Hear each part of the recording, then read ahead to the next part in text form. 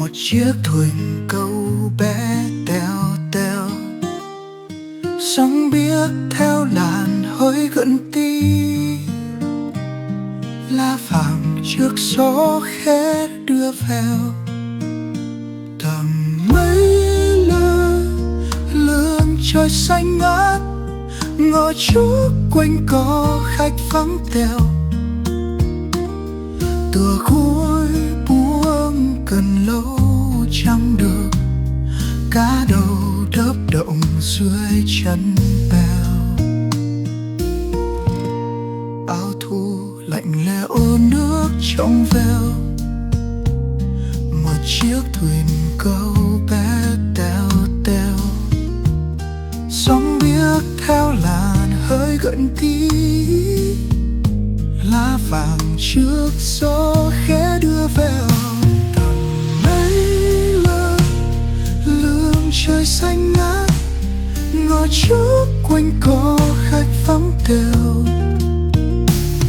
Tựa gối buông cần lâu chẳng được, cá đầu đớp động dưới chân bèo.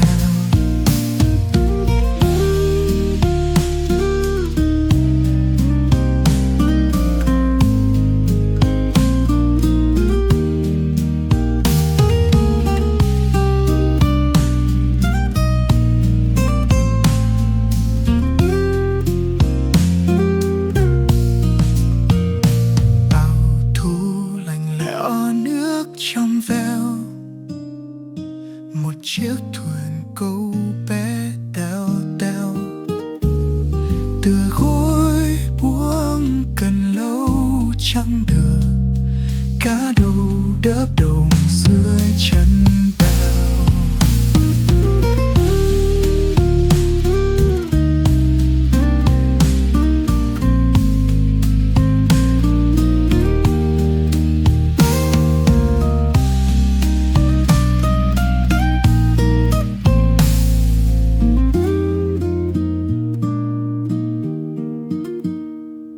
Áo thu lạnh lẽo nước trong veo, một chiếc thuyền câu bé teo teo, tựa gối buông cần lâu chẳng được, cá đầu đớp đồng dưới chân bèo.